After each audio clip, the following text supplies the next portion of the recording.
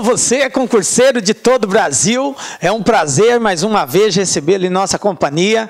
Seja bem-vindo, meu amigo, minha amiga, a este site de sucesso, este site que vai fazer de você mais um dos nossos campeões. Sou o professor Jefferson Fiel, professor de matemática, de raciocínio lógico e de estatística. E na aula de hoje, galera, dando continuidade ao nosso curso de estatística, vamos falar hoje sobre silogismo categórico. Também um assunto que está muito em evidência nos concursos públicos, cobrado pelas mais variadas bancas aí.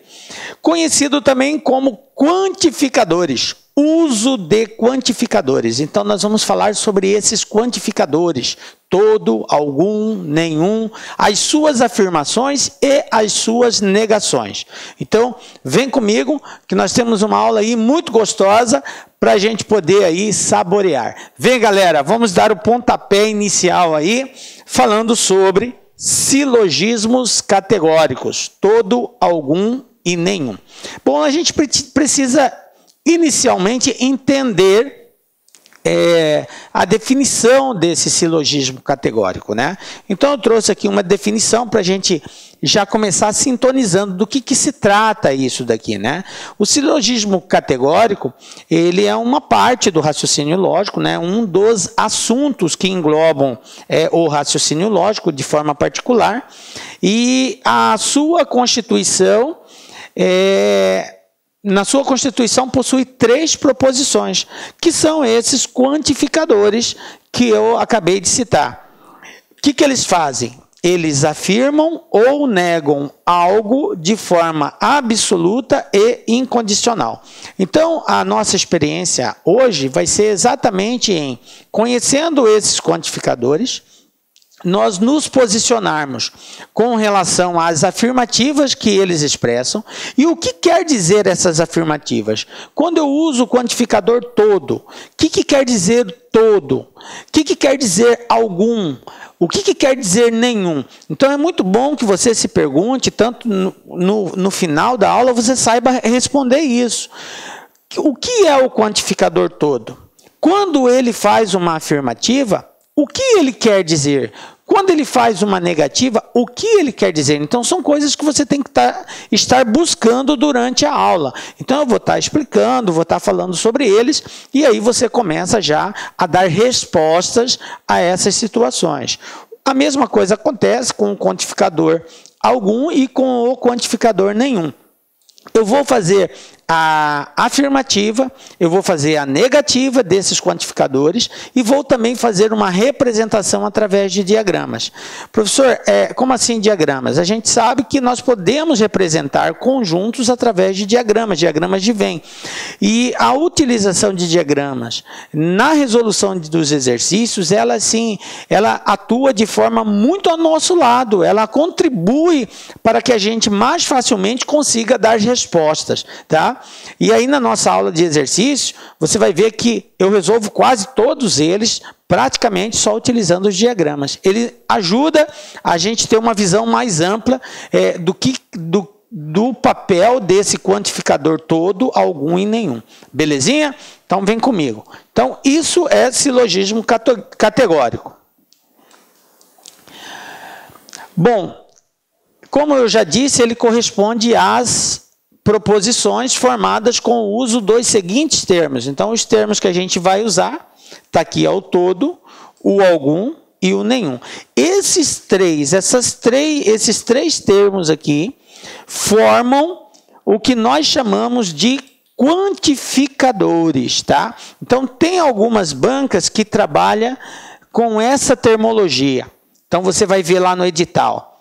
Quantificadores lógicos. Quem são eles? Todo, algum, nenhum. Tem outras bancas que no edital coloca lá silogismo categórico.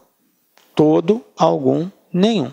Então são termologias só para expressar que esses termos aqui vão ser cobrados na prova. Então pode aparecer a palavra quantificador lógico como silogismo categórico, ok? Alguns livros didáticos também usam muito a palavra quantificador. Beleza, então nós já sabemos que vamos trabalhar com quantificadores. Vamos começar estudando então o quantificador todo. Essa palavra é muito comum aparecer no concurso público. Inclusive, dentre os 3 quantificadores, o que mais aparece é o quantificador todo. Então, é muito importante que você entenda a essência da utilização dele e o que ele quer expressar. Vamos lá. Quantificador todo. Todo SEP. Professor, mas vai aparecer assim, todo SEP? Não. S e P está representando aqui alguma proposição. Então, eu estou dizendo que alguma coisa é outra. Tá? Todo SEP. O que quer dizer isso? Que tudo que for pertencente ao conjunto do S pertence também ao conjunto do P. Na matemática, nós temos uma forma de representar isso através de alguns símbolos, né? Que são símbolos de inclusão. Na matemática, a gente estuda esses símbolos aqui, ó. O C, que é chamado está contido, o C cortado, que quer dizer não está contido, o C voltado para trás, que é o contém, e o C voltado para trás, que é o não contém. A utilização desses símbolos também quer expressar de que forma é a participação de um conjunto em outro, ok? Então, ele tem muito a ver com esse nosso estudo. Por que eu digo isso? Porque uma banca ou outra, ao invés de escrever isso, pode usar um desses símbolos. Por exemplo, quando eu uso esse símbolo aqui, que é o símbolo está contido, o que ele quer dizer na matemática? Quando eu digo que um conjunto está contido em outro, eu quero dizer que todos os elementos desse conjunto também estão presentes no outro conjunto. Exemplo, se eu tenho, por exemplo, um conjunto A, 1, 2 e 3, e tenho um conjunto B, 1, 2, 3, 4 e 5. Então, eu posso dizer que o conjunto A está contido no conjunto B. Por quê? Porque todos os elementos do conjunto A estão presentes no conjunto B. Olha aqui, o 1, o 2 e o 3. Observe que tem que haver uma integralidade. Não pode estar só parcialmente contido no outro. Ou seja, alguns elementos, o 1 e o 2 estão presentes, mas o 3 não. Então, não é todo. Então, ele não está contido. Para um conjunto estar contido em outro, é obrigatório que todos os elementos que constituem esse conjunto estejam no outro conjunto. Não pode ficar ninguém de fora. Um exemplo, se eu tivesse um conjunto D aqui, 2, 3 e 6. Olha só, eu posso dizer que esse conjunto D está dentro do conjunto B? Não. Por quê? Porque o 2 está, o 3 está, mas o 6 não está. Então, ele não está totalmente dentro, ele está parcialmente dentro. Se ele está parcialmente dentro, então eu não posso dizer que está contido. Ok? Não posso. Se eu não posso dizer que está contido, então eu não posso utilizar o quantificador todo. Existe uma associação entre o todo e o está contido. Eu só uso o está contido se todos os elementos estiverem dentro. Então, ele tem essa relação. Quando eu digo todo, eu quero dizer que todos os elementos de um está contido no outro. Então, a simbologia está contido pode ser utilizada com muita tranquilidade. Eu digo isso, volto a reforçar, por quê? Porque tem algumas bancas que, ao invés de usar a palavra todo, pode usar essa palavra está contido. E você tem que estar atento nessa relação, que são formas diferentes de dizer que todo elemento de um também está no outro. Ok? Belezinha? Bom, então era importante a gente entender simbolicamente essa representação aqui. Bom, mas o que a gente tem mais aqui? Então, está aqui, ó. a representação através do símbolo está contido, todo S é P, é a mesma coisa que dizer que S está contido em P. Agora, um exemplo. Vamos supor que eu tenho um conjunto S, 2, 3 e 4. E um conjunto P, 1, 2, 3, 4, 5 e 6. Observem que todos os elementos de S, 2, o 3 e o 4 também estão presentes no conjunto P. Beleza? Então, todo S é P? É. Detalhe, galera. Um conjunto, para estar dentro do outro, esse conjunto não pode, em hipótese nenhuma, ser maior que o outro. Como assim, professor, ser maior? Quando que um conjunto é maior que o outro conjunto? A grandeza do conjunto é dada pela quantidade de elementos que ele apresenta. Se eu tenho um conjunto S, como nesse exemplo, utilizando aqui, quantos elementos eu tenho? 1, 2, 3 elementos. O conjunto P, quantos elementos eu tenho? 1, 2, 3, 4, 5, 6 elementos. Então, observem que o conjunto P, ele é maior que o conjunto S. Por que que ele é maior? Porque ele apresenta uma maior quantidade de elementos. Beleza? Então, como S é menor que P, então S cabe dentro de P. Se fosse o contrário, P em relação a S, não dá. Por quê? Porque P é maior que S. Então, não tem como você colocar P dentro de S. Ele é maior. Vamos comparar duas cidades aí. Cuiabá e São Paulo. São Paulo é uma metrópole enorme. Cuiabá é uma capital, mas é uma capital pequena. Eu não consigo colocar eu consigo colocar Cuiabá dentro de São Paulo, mas eu não consigo colocar São Paulo dentro de Cuiabá, né? Então são situações diferentes, porque São Paulo é uma cidade muito maior que Cuiabá. Muito maior, não é só maior, é muito maior que Cuiabá. Então não cabe. Mas eu posso sempre fazer referência a um conjunto menor em relação ao maior, qualificando como todo. Todo S é P, porque S é P.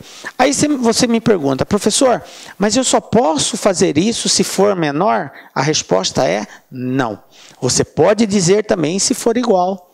Se o conjunto S tiver a mesma quantidade de elementos de P, então isso também será possível. Então eu tenho duas situações que é admissível a utilização da palavra todo, do termo todo, ou do quantificador todo.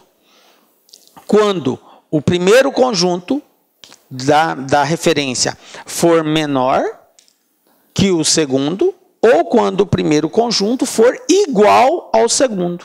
Nessas duas situações é possível a utilização do quantificador todo. Agora, o contrário, não.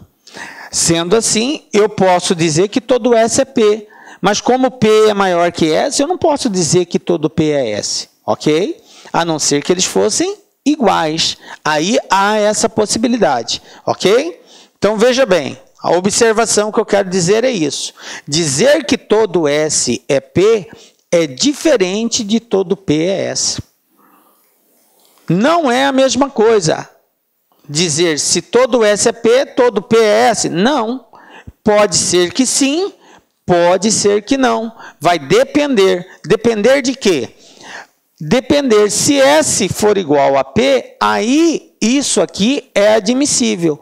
Mas se S não for igual a P, então não é admissível. A única exceção é quando S e P são iguais. Ou seja, quando eles apresentarem a mesma quantidade e os mesmos elementos. Então, se o conjunto P aqui fosse composto somente por 2, 3 e 4... aí sim ele seria igual a S. Aí, nesse caso, é indiferente dizer todo S é P, todo P é S. Beleza? Tranquilo? Bom, essa era a observação inicial com relação ao quantificador todo. Mas ainda tem muito mais, galera. Só o início isso aqui. Veja bem, vamos verificar agora como que nós podemos fazer essa representação através de diagrama. A gente sabe que o conjunto ele pode ser representado por extenso, quando eu escrevo o conjunto das vogais. Então, eu escrevo, né? Eu posso fazer a sua representação limitada por parênteses, chaves ou colchetes, que foi aquele exemplo anterior, S igual a 2, 3, 4. Ou eu posso também fazer a representação através de diagramas de Venn. Então, Venn-Euler, ele encontrou essa forma diferente de representar um conjunto, utilizando figuras geométricas. Então, ele traçava uma figura geométrica, pode ser qualquer figura geométrica, mas a mais utilizada é o círculo. Então, você faz o círculo e dentro do círculo você coloca os elementos que representam aquela situação. Estou representando o conjunto das vogais, então eu faço um círculo e dentro desse círculo eu coloco lá as 5 vogais. Então estou representando o conjunto das vogais. Beleza? Então essa é uma outra forma de nós representarmos. Como que fica a representação do quantificador todo através de diagrama? Nós vamos ter duas formas de representar isso. Todo S é P. Isso aqui vai ser utilizado quando P for maior que S. Qual é a intersecção? A intersecção está aqui, exatamente nessa posição aqui. Todo S é P. O meu conjunto S é esse círculo menor. O conjunto P é o círculo maior. Então, tudo que for S é P também? Porque S está dentro de P. Então, tudo que pertencer ao conjunto S, também pertence ao conjunto P. Beleza? Aí eu perguntaria para vocês, mas nessa mesma lógica, eu não posso dizer então que todo P é S. Por que eu não posso dizer isso? Porque vai existir aqui alguns elementos de P que estão situados numa região diferente do S. Aí eu pergunto para vocês, vou colocar aqui um pontozinho aqui, vou colocar números aqui, 8, 9, 10, 11, 12, 13. Esses pontos aqui, que vai de 8 a 13, eles pertencem ao conjunto P? Pertencem. Eles estão dentro do conjunto P. Mas aí eu pergunto para vocês, eles pertencem ao conjunto S? Não, eles estão fora do conjunto S. Ok? Então, isso aqui é uma forma de nós mostrarmos que nem tudo que é P vai ser S. Mas existe P que é S? Existe. Tudo que tiver aqui nessa região é P e é S também. Então, todo S é P, mas nem todo P é S. Mas eu poderia dizer, professor, que algum P é S? Sim, algum P vai ser S, porque vou ter P aqui dentro, que é S também. Entendem isso? Beleza, né, galera? Bom, isso aqui é a primeira leitura. Um outro tipo de diagrama que também nós podemos usar para representar todo S é P, é este diagrama. Observe que eu tenho só um círculo. Na verdade, são 2 círculos concêntricos, né? E de mesmo diâmetro. Por quê? Porque o S e o P estão sobrepostos aqui. Na verdade, isso acontece toda vez que os elementos de S a quantidade de elementos de S for igual à quantidade de elementos de P e os mesmos elementos de S forem os mesmos elementos de P. Toda vez que isso acontecer, eu vou ter uma única representação e não duas como no anterior aqui. Então, todo S é P pode ser representado assim ou pode ser representado dessa forma. Beleza? Tranquilo? Então, isso aqui chama-se representação através de diagrama de Venn. Ok? É muito importante que você saiba essa representação. Por isso que eu estou tomando todo o cuidado de detalhar para você, porque na hora do exercício, se você souber mostrar, você consegue fazer um diagnóstico melhor para encontrar aí a resposta mais plausível aí para a questão. Beleza? Negação do quantificador todo. Bom, então a gente já viu o que é o quantificador, quando que é utilizado esse termo, o que ele representa, como que nós representamos ele através de diagramas. Agora nós vamos verificar como que nós fazemos a negação desse quantificador. E aqui a gente vai fazer uma observação muito legal Porque é um erro muito comum no aluno quando ele vai fazer aí o concurso. E o aluno que não entende, que não teve aula de lógica, ele simplesmente erra de forma assim, muito sutil, porque faz parte do nosso dia a dia. Tá? Então já eu vou fazer essa observação. Como que eu nego o quantificador todo? Olha aqui.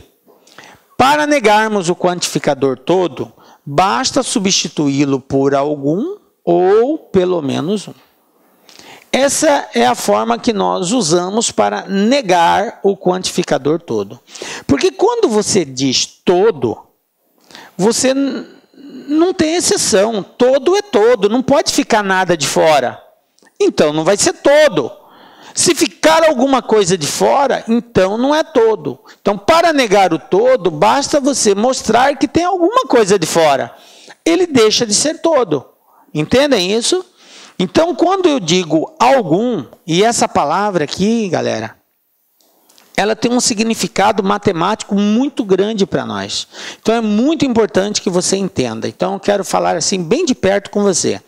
Coloque bem na sua mente, quando você ouvir a palavra algum, você tem que entender. Algum quer dizer pelo menos um.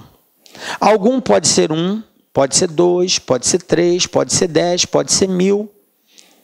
Mas o mínimo que vai acontecer é pelo menos um. Então, se algum quer dizer pelo menos um. Alguma coisa é isso, ou seja, pelo menos um vai ser isso. Tá? Então, coloque, que fique muito bem claro para você o significado matemático dessa palavra algum. Quer dizer pelo menos um. Algum pelo menos um. Algum pelo menos um. Grave isso. Beleza? Então, destacamos aqui. Algum ou pelo menos um. Beleza. Exemplo. Olha só. Todo veículo é amarelo. Eu estou dizendo que todo veículo é amarelo. Ou seja, sendo veículo, então é amarelo. Como que eu vou negar isso daqui? Algum veículo não é amarelo. Quando eu digo algum veículo não é amarelo, eu quero dizer pelo menos um veículo não é amarelo. Então, se tiver algum veículo que não seja amarelo, já não vai ser mais todo veículo é amarelo. Então, já neguei. Então, ó, eu chamei de P, a proposição todo veículo é amarelo, a sua negação de P, observe aqui o tio, a gente já viu que essa é uma forma simbólica de negar uma proposição. Então, para negar, como é o uso do quantificador todo, então eu vou dizer... Olá, meus amigos, minhas amigas, sou o professor Luiz Antônio de Carvalho e com muito prazer, muita satisfação, estou aqui para apresentar a nossa super proposta pedagógica para você que acabou de assistir essa pequena aula aí, é um pequeno trecho dessa aula demonstrativa para o Banestes. Nós do Lá Concursos preparamos aí um curso top de linha, ponto a ponto edital, super atualizado e super competitivo com esse nível de qualidade das aulas do professor que você acabou de assistir. Temos 3 professores para esse curso, para essa caminhada. O professor Sidney Martins, de língua portuguesa, um dos melhores professores de português do Brasil. O professor Jefferson Fiel, professor top de linha. E o professor Luiz Antônio, o responsável pelo Lá Concurso. Gente, olha só, quero fazer um chamamento para vocês. Nós do Lá Concurso estamos no ar há 9 anos e durante esse período de 2010 até a presente data, nós atendemos a todos os concursos de carreiras bancárias no Brasil, com milhares de pessoas aprovadas nesse período. Gente, papo reto, nós temos conhecimento, nós temos know-how, nosso curso tem projeto pedagógico diferenciado, pode ter certeza absoluta, se você vier matricular conosco, dê uma chance, você não vai se arrepender, tá certo? Então vem para o Lá Concursos, você pode continuar assistindo essa videoaula e o curso completaço, ponto a ponto, por apenas 10 parcelas aí. Aliás, 10 parcelas aqui de R$30 é o seu investimento no Banestes 2018. Pode vir que você não vai se arrepender. Inclusive, nós temos uma cláusula de garantia para este curso online do LAC. Saiba mais, clica lá no chatzinho e conversa com nossos atendentes. Forte abraço, fique com Deus, espero vocês aqui no LAC. Fui, tchau. Clique-claque.